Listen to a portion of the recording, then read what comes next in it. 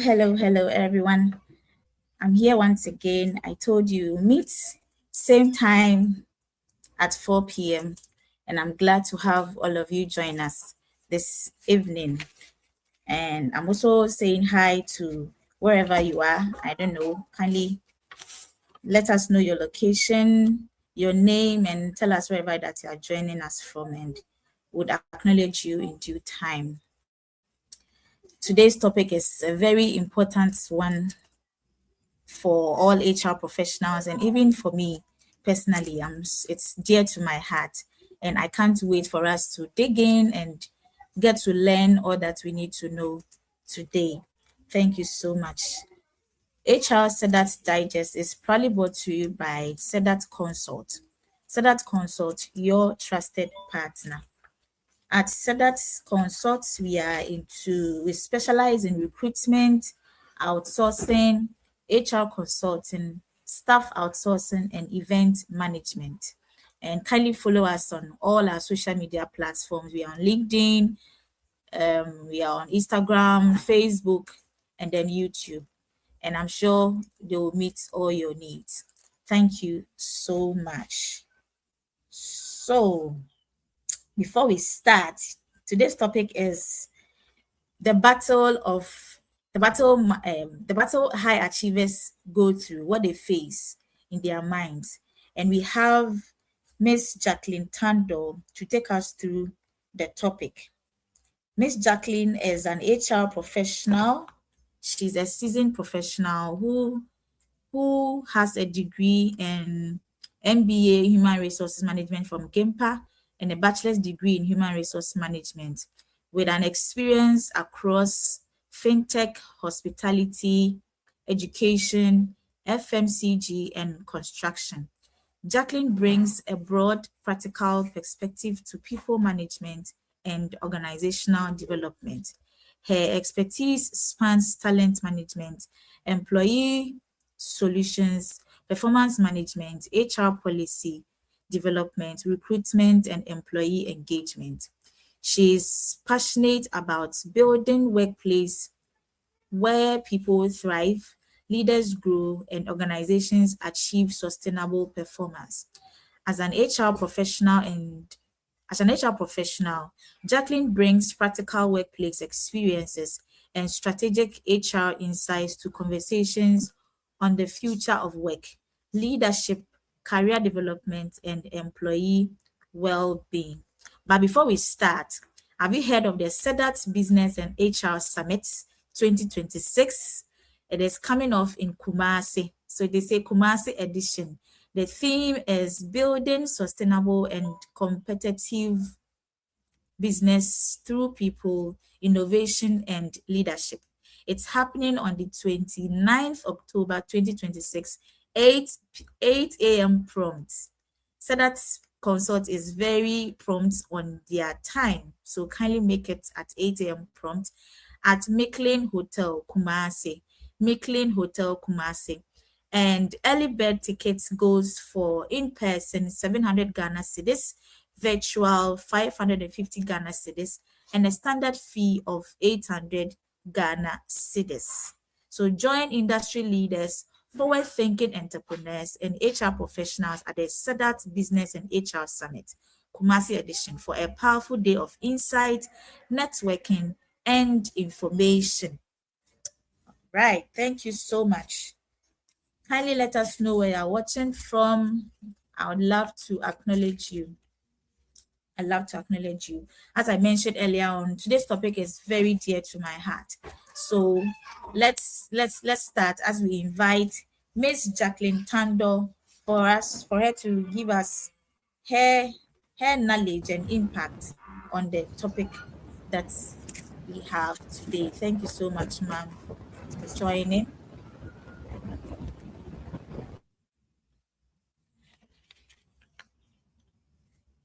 Hello, Miss Jacqueline. Can you hear me, please?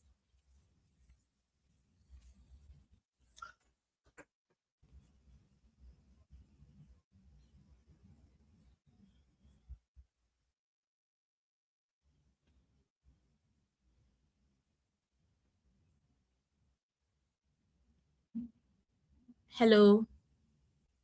I think her network.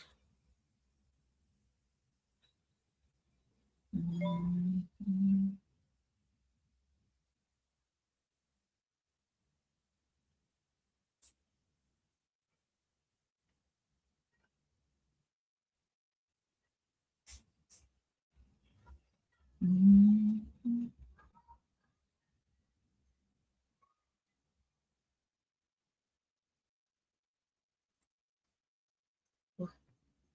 Okay, I think her network is has been a challenge.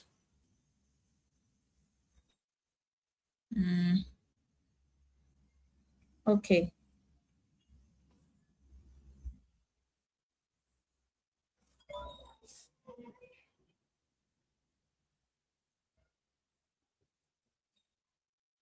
Yeah, she went off by HHG. Engage. Right. So we have some invisible battles, right? That high achievers sometimes go through.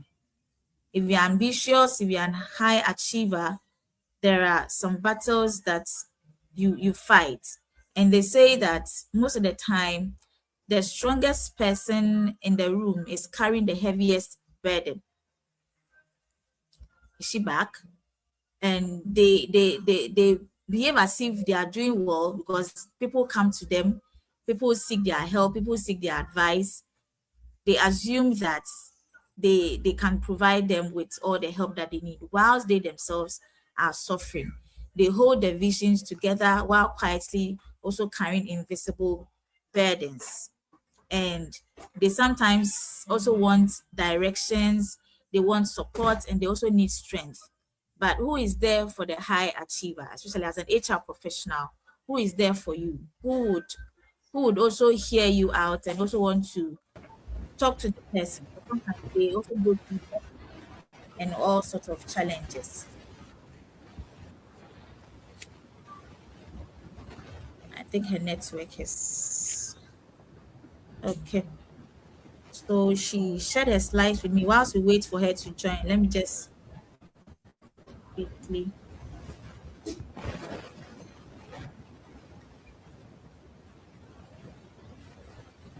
The invisible battles. We all know or have one person who reports to work early and leaves the office late, does his work diligently, and is very reliable.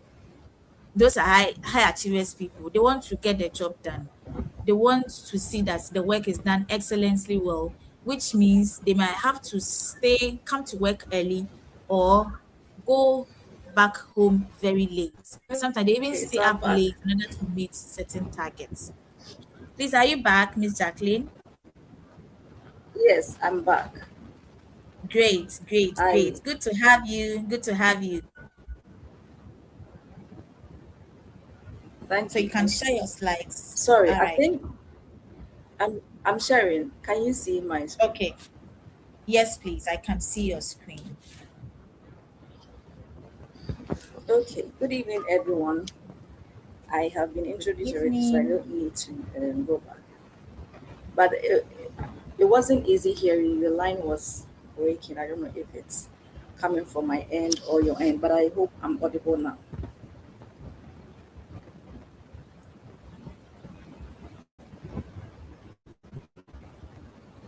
Am I Can audible? I be heard, please? Can you hear me? Yes, I can hear you. Okay. So I would like to start then. Okay. So today we are talking about the invisible battles, high achievers, not just high achievers. I wouldn't want to us to limit ourselves to just high achievers because I'm sure a lot of people in organizations are facing a lot of unknown battles that they don't talk about or share with people because of fear of how people receive their such information or news. Now, when we talk about mental health, a lot of people confuse mental health with mental illness. When you say someone is having mental issues, instead of them to think about it as your mental health is unstable, you're unstable emotionally or psychologically or even socially, they think you have a mental illness. Mental health simply means your emotional state, whether you're happy or sad, whether you're stressed or burnout.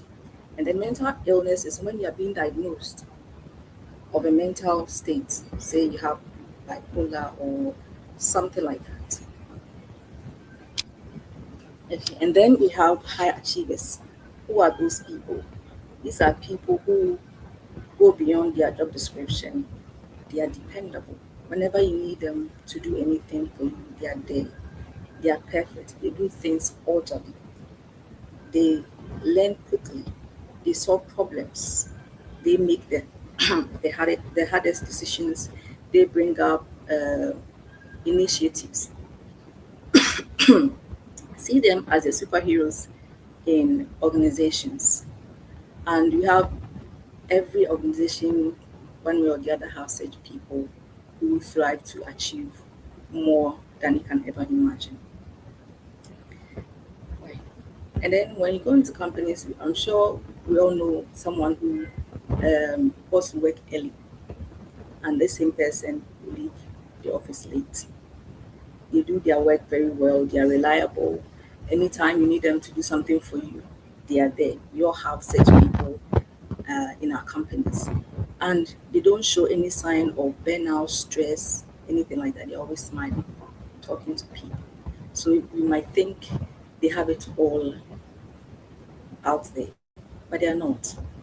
They are not all okay. But how do you know? These are the invisible battles high achievers or even low achievers are battling with in organizations. Let's talk about some of these invisible battles that people have under their sleeve that they are not talking about. One is anxiety. They are anxious about losing their job, so they thrive hard to achieve excellence. For example, when you go to the banks, the salespeople, they have targets. They are given targets at the end of every month. Now, you have to achieve this target every month, whether you like it or not. Most of the times, your direct manager or supervisor doesn't even care about how you achieve your target.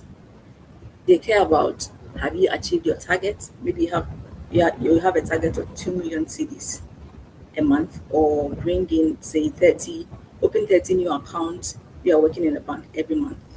How you go about opening new accounts every month, they don't care. Maybe all they care about is you were able to open the the 30 accounts you asked to open in the month, and that's it. And when you're not able to achieve the month and it's getting to the end of the month, you become worried. Worried that if you don't achieve your target for a period of time, say for a month, a period of 3 months or 4 months, your contract will be terminated. So you go every length to achieve your target. Some people are also afraid to lose their position. Maybe they just got promoted to a very higher rank and they don't want to lose their position. So they thrive hard, they do everything hard to maintain that position because if they lose it, that means failure to them and they don't want to get there. Some people are there and they are burnout. They work hard. Some people, when they get to the office and they sit by their desks, they don't even get up. They don't. get up to even urinate or to even eat. They eat at their desk and then they close late. And by the time you get home, you're tired. You're tired from work, you're tired from sitting, you're tired from thinking and everything. You get home late. Your wife and children are also waiting for you to have a family time with you. But because of the time you get to your house, they don't even have time to have conversations or bond with you. You go home, you eat late. The next day, whilst you're even home, you're thinking about the pile of um, work you have to do the next day. You're even exhausted, you're burnt out already. And those high achievers, they fear failure. Failure is not on their bucket list. They don't want to fail, so they work hard. They do all the jobs and they are perfect. They want everything to go perfect. Perfectionism. If you give them, they even have a way of sending an email. High achievers. When you see an email coming from Kojo, you know that, oh, this email is coming from Kojo because Kojo has a way of presenting an email, a way of even talking to his colleagues, a way of presenting his report. And then they have difficulty in asking for help. This happens especially with the men. They think asking for help is a weakness. They think asking for help means they are not good enough. That's not the case. And so they keep everything to themselves till they can't take it anymore. But why do you do that? And then they say that loneliness, it gets lonely at the top, or loneliness at the top, or something like that. It gets lonely at the top. When you're a high achiever, sometimes you feel lonely because you're always busy. You're always trying to either please your boss, meet expectations, or even exceed expectations. So you're all the time by yourself, doing the things alone. And that is not a good thing. Sometimes the person who looks like he's got everything under control is the person suffering the most. And it happens every time. People come to the office with smiling all the time, busy, bubbly, but deep down they know that they are not okay. But they are not talking. And because they are not talking, we don't even know what's wrong with them. Let me tell you a story of something that happened in my previous company. I used to do this as an HR. I used to go to every department to say hello to them whenever I go to work. And in my mind, I'm checking if everybody has come to work, like if everybody is seated in my mind. But I would say, "Oh, hello, how are you all?" And I'll just leave. Then there was this day that I couldn't do that. And then one IT guy came to my office and said, "Oh, madam, today you didn't ask us how we are doing." And he asked me, "Are you okay?" That very moment, I felt like, oh, I've been a bad person. Instead of checking on them genuinely to see if they're well, I'm just checking in to see if they're actually working or if they're present at their desk. So at that very moment, I changed the approach. Now, when I go, instead of standing at the door and asking generally, how are you all doing? I go to them and talk to them for a few minutes before I leave. And that helped. The day I was leaving, the kind of things they said about me, I was even surprised. And from that time on, people became closer because HR, they see you as some way big. So nobody wants to open up to you. But after getting closer and talking to them, I realized that people started getting closer, telling me their problems. I also realized people have internal problems that they couldn't share with either me or even management. And so you see that your employees are happy, they're talking, they're okay, walking about, but deep down they are struggling. They are struggling. Now, why do high achievers struggle quietly? Why do they keep quiet? Why do they decide to keep everything to themselves? Some people do not know how to say no to people. They are afraid to say no because they don't want to let you down. So instead of saying, "Oh, this job is too much for me, I'm tired, I can't do it, so let another person do it," They don't want to say that. They want to say, okay, I'll do it whilst they are suffering. High achievers are like that. When when they are exhausted, when they can't even handle anything anymore, because they have this impression, this expectation for themselves already. They have a mark for themselves already. They don't want to be seen as being weak or seeing any failure in their life. So they don't say no. They are dependable. Call them anytime, they'll pick up. Give them any job. And when you are dependable, people will push job on you because they know that, oh, if you go to Kojo, Kojo will sort you out quickly. If you call Kojo to do this for you, Kojo will be there. Even if the cleaner doesn't come to work, they know that if you Kojo gets to work early, he will clean up. So everybody falls on Kojo. By the time you realize Kojo is exhausted and burnout and is not performing. Another struggle is another reason why they keep to themselves is comparison. People compare.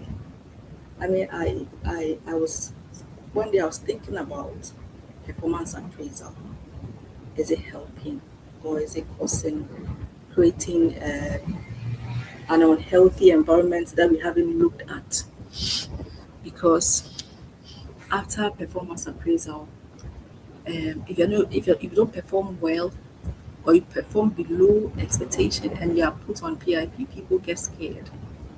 People think that the company is about to terminate their contract.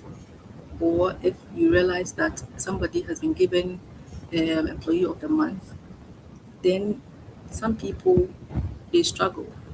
They compare themselves, "Oh, dear, you are the employee of the year, so you don't have any problem." And these high achievers, they compare themselves to people who they think can be better than them. And so they don't want to slag, they don't want to cheapen themselves. They always try to do more. And then self-image. High achievers tie their identity to their performance. The only thing they know is perform. Like let me do outstanding job. So if you mention Kojo, Kojo is known as the best worker of the company. Kojo is known as the dependable guy. Kojo is known as the a solution, a go-to person for solutions. If you need, he's not an IT, Kojo is not an IT person, but if you need someone to fix your internet for you, Kojo is there. If you need someone to fix your software for you, Kojo is there. If you need someone to do anything in the company for you, Kojo is there. Because high achievers, they even go beyond what they know. They try to learn everything from every department so that they can be dependable. And sometimes they even think that if they leave the company will collapse. There's a fear of letting others down. They don't want to let people down. They don't want to let their bosses down. They don't want people to say that, oh, I asked you to do this and you didn't do it for me. So even if they can't do it, because they don't want to let you down, they don't want to disappoint you, they will not say no to you. And this is something they struggle with every now and then.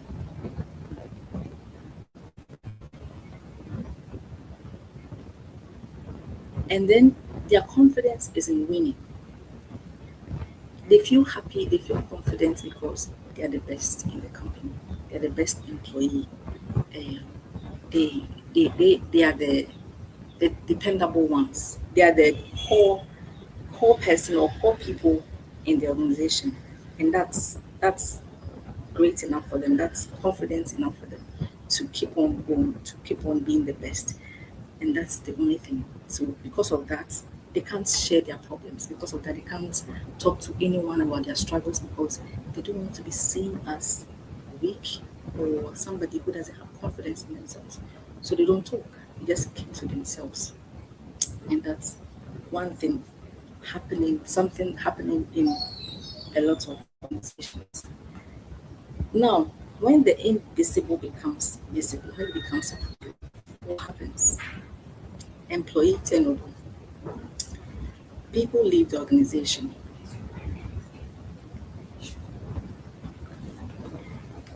People leave the organization.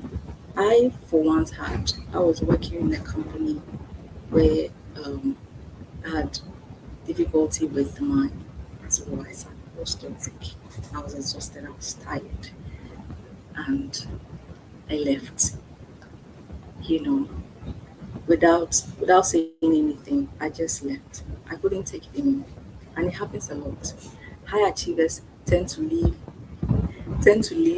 when they can't take it anymore because they are afraid to share their problems.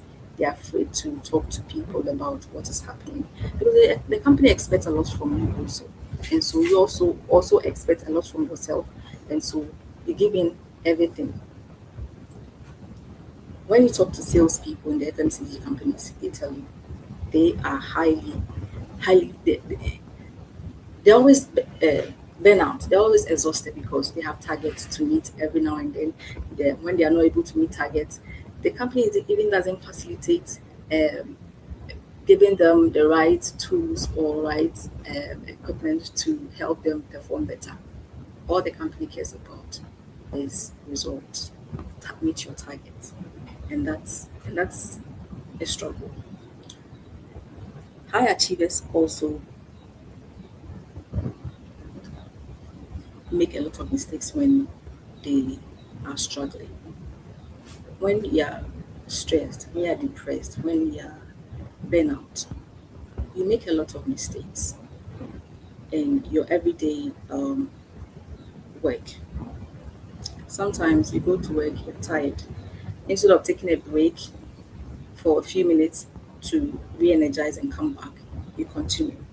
And you make little mistakes if care is not taken becomes a bigger issue for the company.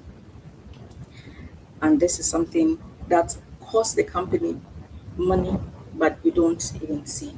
Productivity also reduces. If you're tired, your brain is tired, you can't produce, you can't even think properly, you can't be creative enough. So productivity will reduce. You are present, but you're not present. When we are struggling mentally, you go to work and you realize that you're not doing anything, you're just there, but you're absent. That's when you see people scrolling on their phones when they go to work. They're already tired. They are scrolling. They're not that they're watching something in particular, but they're just scrolling. They'll on their machine, their desktop or laptop. They'll go through, scroll up and down. They're not doing anything. They are absent. They're tired. Their mind is not there, and it's a cost to the company. They are missing deadlines because they are worn out, and they procrastinate because they are also tired. They have a lot of work on their desk, but because they're tired, they're worn out, they tend to say, "Oh, I'll do it tomorrow. I'll do it next week." Meanwhile, they're not doing anything at that particular moment. They tend out to overreact to feedback easily. Sometimes you go to say a shop to buy something, and then um, you realize that the person there, the shop attendant, has other people she's attending to, and then you go as a third person, and then you want attention. Say you went to pick something and you needed information, and you ask the person, the person just gets angry and answer you anyhow, and you wonder what happened. Maybe she's exhausted, maybe she's tired, maybe she's worn out, but you don't know, and they just talk to you anyhow. You wonder, what did I do wrong? They might not go there again because of this experience, but we don't know the struggle, her struggle or his struggle before that incident. When this happens, people emotionally burst out, they break down, they when it gets worse, that's when they talk about their emotions, what's happening. Sometimes they cry because maybe they've tried their best and things are not happening the way they think things should happen. And so they just cry. Now, all these invisible battles cost the company that we haven't even realized. We haven't sat down to think about it. According to research, global research, it shows that about 1 trillion is globally lost each year productivity due to depression and anxiety at work. And that's a lot. If you do in percentage wise, you might not see the effect. But if you go this way, it's a lot of money. And in Ghana here, it's saddening to see that if you talk about mental health, people think that you are mentally ill. People don't even pay attention.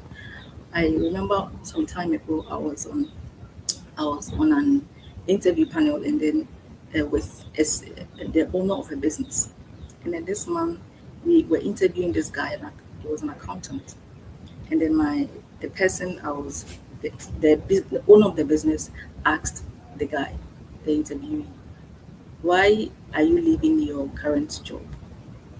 And the guy said, the job is affecting my mental health.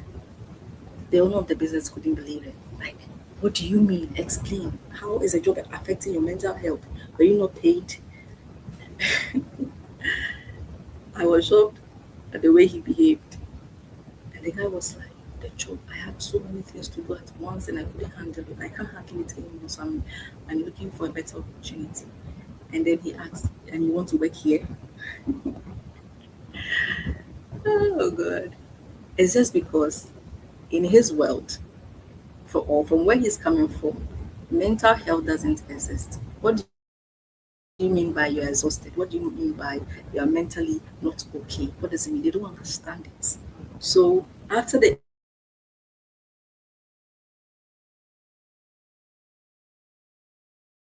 he said he saw the guy affecting his mental health. He can't work with him. How? It's when you talk about mental health, people it's that people don't believe it, or people think it's a rich man's situation, so you can't talk about it when you don't have money or when you work for people. But it is costing a lot in companies to our businesses that we don't even see. According to the same research, about 18 to 20, there's about 18 to 20 decrease in productivity, and which is clear because if I go to work and I'm tired already, I won't be able to work. In my previous company, I had this guy who didn't even know how to say no to the boss. So every time he's working, when he's given a job that will take somebody a week to do, he will spend the whole night and work on it and come to work the next day. But between the hours of 8 to 11, he wouldn't work because he's tired. He'll be sleeping. When you go to his office, he's sleeping. Is that the best? And he does the same thing because you know what, he's reliable, he's dependable. The boss knows that when you give it to him, you do a better job, or he will be quick with the job than giving it to another person. The other person he works with will take his time and do his job, but he will be consistent, will come to work energized the next morning and be working. But this guy is always tired. He's also always complaining, I am tired. When you ask him to take a break, he doesn't want to take a break. And you wonder, why don't you want to take a break? Because he doesn't want to feel somebody. He doesn't want to disappoint somebody. So he wants to kill himself for the company. But remember, when you do all these things, unfortunately, if you die, the company will immediately recruit another person to replace you. That's what we normally don't think about, but we have to start thinking about that. The same research says that about 69% of employees says their managers shape their mental health more than company policies or salaries. And I was shocked. I've had this experience before. So I know that this research could be true because I've had a boss who was toxic. I don't know what it was, but I have had an experience where it affected my mental health to the extent that when I go to work and I see him, I panic. I've had another colleague telling me that um, his colleague he worked with in the previous company had panic attacks because of the boss, and the boss didn't know this. And then, how did he get to know? The boss himself, he was reported to the HR. HR got to him that, oh, because of your actions, so and so, this person in particular says he has panic attacks because of you. And this boss was surprised. How come he working with this person nicely is causing this damage? because of the way you talk to the person, because of the way you correct mistakes, your the way you look down on people. And it happens a lot in companies. You never know. And sometimes the most worrying part is the managers themselves, they don't know that they are causing harm to their own subordinates. And it's worry. Now, we talk about mental health and the struggles high achievers or even employees are going through in the company. What is your role as an HR in this situation? One thing you can do is train managers to identify behavioral changes in employees or in high achievers. Um, every now and then, people are going through struggles, but how do we identify them? How do you know that this person has changed? You should know patterns. You should read patterns. People have a way they do things. You should watch closely. So managers should be given training on how to identify such patterns so that when they see it, they can be quickly uh, approach the individual and see how best they can solve it. As an HR, you should create a healthy systems that protect employees' well-being. In some companies, they don't know what leave is. They don't go on leave. If you go to that company, you're not entitled to any leave days, which is illegal. And in some companies also, it is there, but when you want to go on leave, it's a struggle. Some people too, they don't remember to go on leave. I don't know, I can't even explain why they don't go on leave. But as an HR person, this is what you can do. Ask, even force your people to go on leave, especially the IT guys. They always busy, they're always working, they also, oh, I'll go next week, but they don't go on leave. They're always working. Encourage them, force them, like force it on them. Tell them today don't come to work, you stay home. Stay home, don't come to work. Let them stay home and not come to work. Even when they are home, they are working. Some people, when they are home, when they go on leave, they are still working. It is like that. Why are you on leave? It's like if they are not there, the company can't operate, the company can't move on. And that's very bad. Have clear expectations, have clear job descriptions, have clear KPIs for your employees. Don't say that you're a customer service person, but you have to do administrative job plus HR. It's not nice. I mean, you want to maximize profit, yes, but not at the expense of someone. If you have to employ more people to help, do so rather than allowing one person to perform everything. You're killing people. Respect boundaries. When people say, I'm sorry, I can't do this, accept it. When people say, oh, I'm not feeling too okay today, I cannot come to work, don't say you're being lazy. Accept it. When somebody says, I'm burnout, I'm tired, I feel stressed, I want to go on break, respect it and give it to them as an HR. As an HR, make support easy and confidential. HR will say we are having anonymous survey. The anonymous is not anonymous enough. We are having anonymous survey, and on the sheet or on the form they have department. If it's anonymous, why do you have department on it? You're telling some if you have department on it, then when the form is filled, you know that it's coming from this department. And if there's something that doesn't sit well with you, you can attack that person, or the management can attack that person.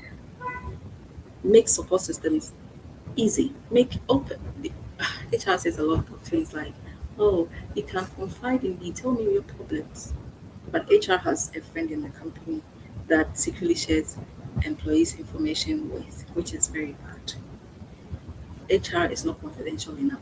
If I tell you, oh, because of this job that I did, my head aches every morning, or because of my workload, I have backache, and you go and tell another person, or you go and tell management, this is what I'm saying. That's not you being confidential. And then implement mental health days at work. When I say mental health days, it doesn't mean that you should take a day off or you should allow employees to go off one day.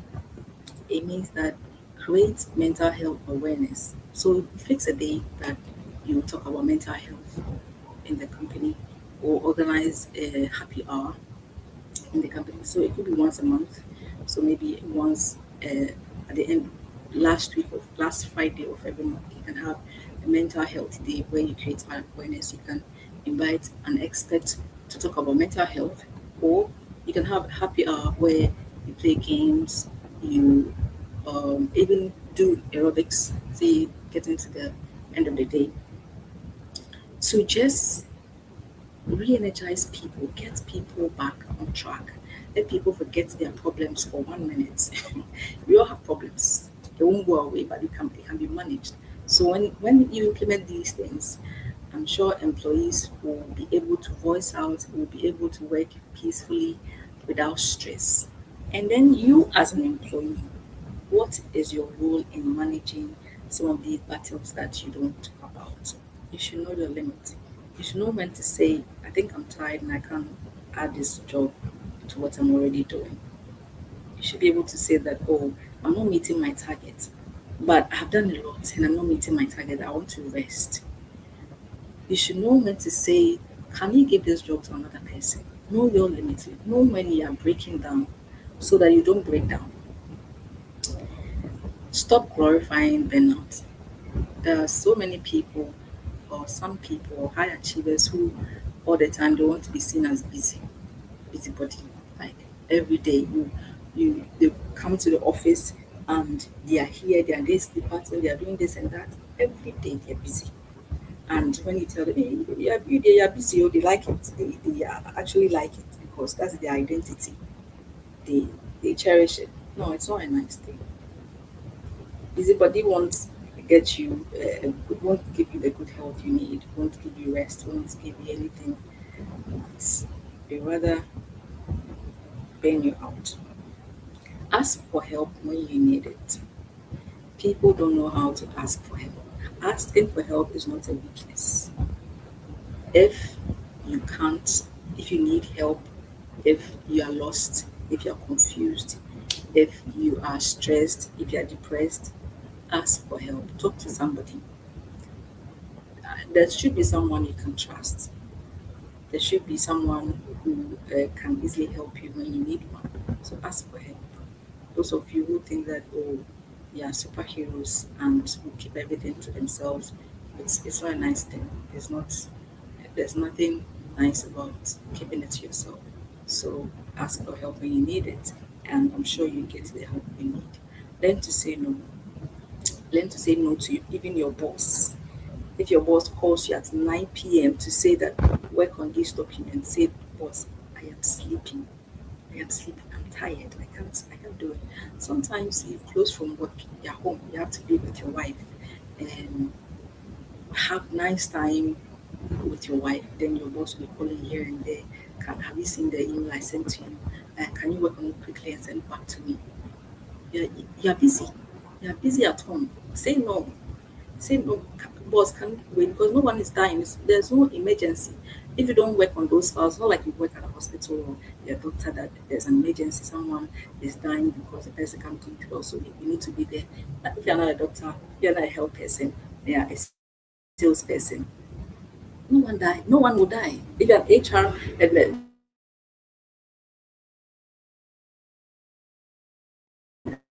the night to do it for him or her, is who is dying?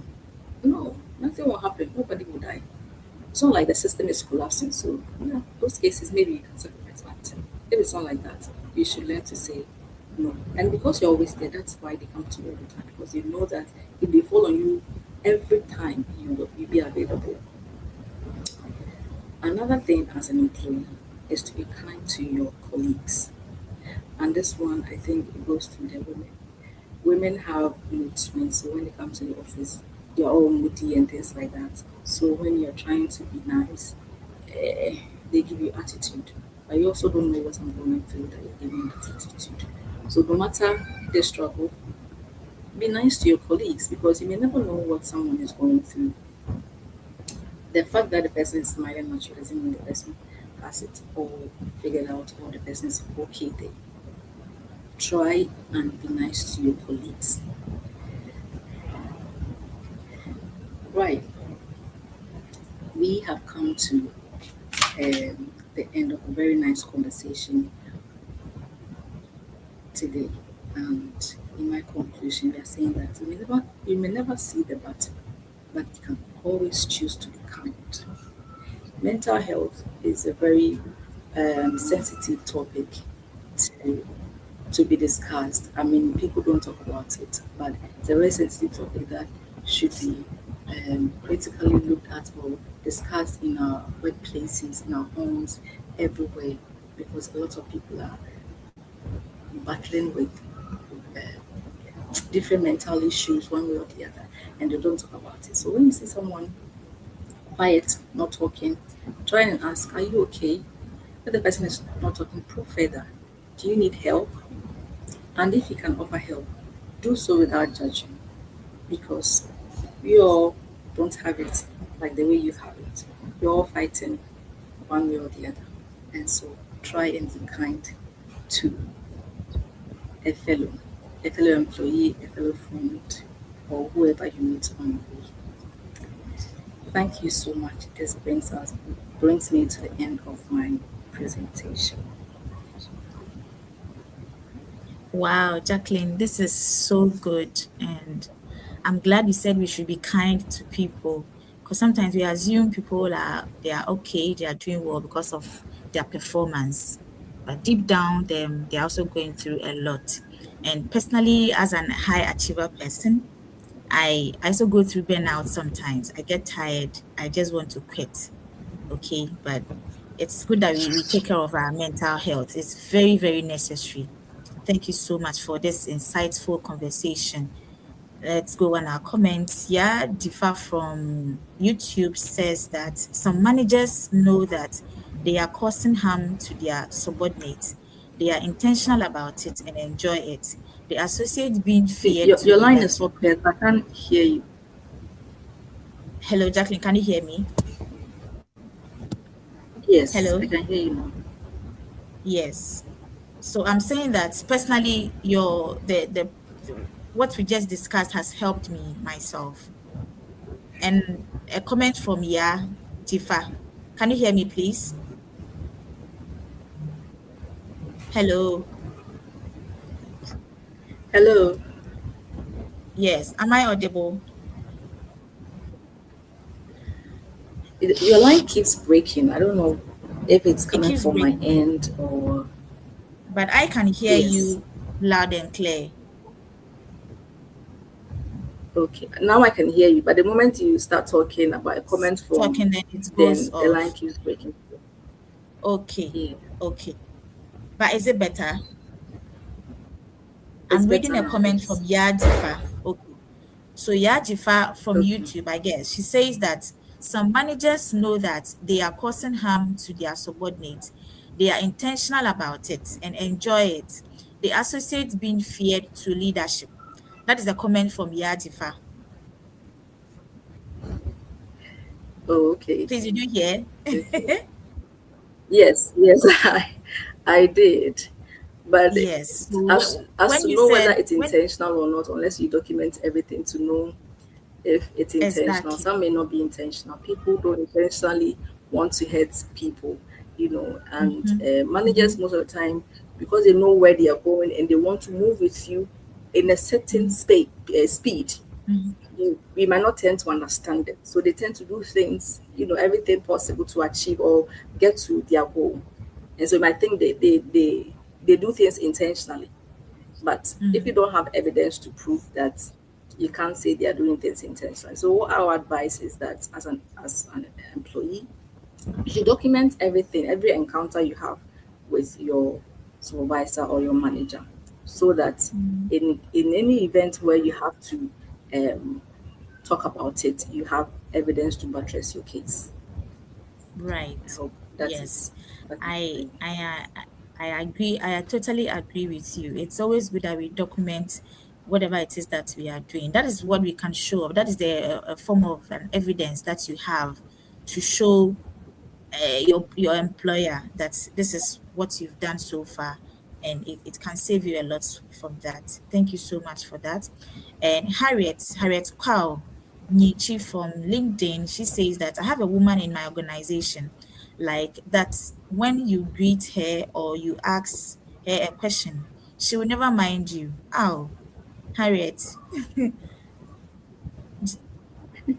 Jacqueline, did you hear that? Anytime she greets the colleague, she Yes. doesn't mind her. Is that what you're saying? Yes, she said that, yes, a colleague, a woman in the organization. Yes, that's what the woman does to her. When she greets, she doesn't mind her. Oh, I see. And maybe she should one day master the courage to ask her if she's okay and why she's not responding. Maybe she doesn't greet loud for her to hear. Maybe she's also saying in her head, this lady, when she sees me, she doesn't greet me. Yes, it could be like that because it happened to me some time ago that I was greeting Okay. this woman every now and then because I was passing in front of her house. I used her the road in front of the house often. And every time I passed by, I'll greet good morning. I wasn't audible enough, so she wouldn't respond. Then me too, I used to be a shy person. So I would just pass by, but have it at the back of my mind that this woman is either rude or she doesn't like me. So one day something pressed me to go and ask her if she hears me when I greet her. So I got closer to her. I stood in front of her and said, Madam, good morning. Then she responded, I was, oh, the mouse actually like it. And then she said, and I told her that, so I've been greeting you, but you don't respond. I said, oh, mean so mirror, but mean it's a mean man if I had it, but within there you don't want to greet me. That's why. I mean, Greets you. you see, Wow. so maybe she doesn't hear. Maybe she's not audible enough. Yeah. But what you can do is that approach her, if you haven't, approach her and ask her the problem, why she doesn't respond to your greetings, if she has a personal Yeah. issue with you. If she does, Yeah. then kindly ask her if she can voice out so that if you have to apologize, you apologize and make amends. Yes. Yes. Harriet, I hope you Because are that's okay. that's Since a the best stress way relief. is for you to approach the woman and find out why you greet her and she doesn't respond. Gadana from Kumasi. Hi, Gadana. Thank you for joining. Thank you so much. And Yadifa again says, how about corporate environments full of politics? Political managers are horrible.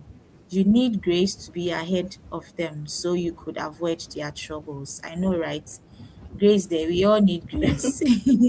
And God's grace is sufficient for Yeah. us. Yeah. I personally have a Yes. question. Our time is almost up. We are just 1 minute Okay. to get off the call. And my question is that how do you know whether you are genuinely passionate about success or you are simply terrified of becoming insignificant? Can you come again, please? Yes, I asked that. How do you know whether you are genuinely passionate about success or you are simply terrified of being insignificant? How do you know if you are genuinely passionate about success? Passionate, yes. Or you are just terrified of becoming insignificant in your office. Oh, okay. I think this a dicey situation. Is that the question, right? You, yeah, to know your passion, it's within when you know you love what you do, whether it comes with a reward or not. When you don't expect anything from it, you can live without expectations. You can even work without being on the performance appraisal. You know, you're living you're living your passion, your love. You work. Some people they work without thinking about their salary, what is coming. They don't even care whether someone has seen their effort or not. So they're always behind, um, at the back. They don't even talk. They don't complain. They don't show up. They don't do anything. They don't brag about what they're doing. They just love what they're doing. So come rain or shine, they are there to support. They don't listen to the little politics or little conversations going around about the nature of the job. You just do it from your heart. That's when you know that this thing is not because I'm not doing it because of the money, or because I feel insecure about my job, or I fear that one day when there's a redundancy I'll be affected. But you're doing because this is what you really want to do, and you found your purpose and you're doing it. Right. Okay. Okay. Thank you so much. Yes. Oh, our time is up. I wish we could have more time to ask questions. And then Harriet says that Okay. still on the woman, that she knows that the woman has been admitted at Pantime before, so it's intentional. The woman's mental I, health I, I is didn't get that. already.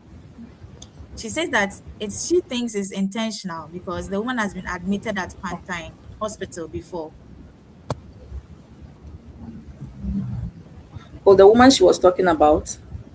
Yes, yes, she has been admitted before at the hospital, at Pantine Hospital. So she knows that Ah, it's oh, okay. intentional. She doesn't respond to her greetings. Oh, it's not And intentional. oh, If you know she has been admitted, if she you know already she's has a been problem. admitted before, then you should know she has a problem.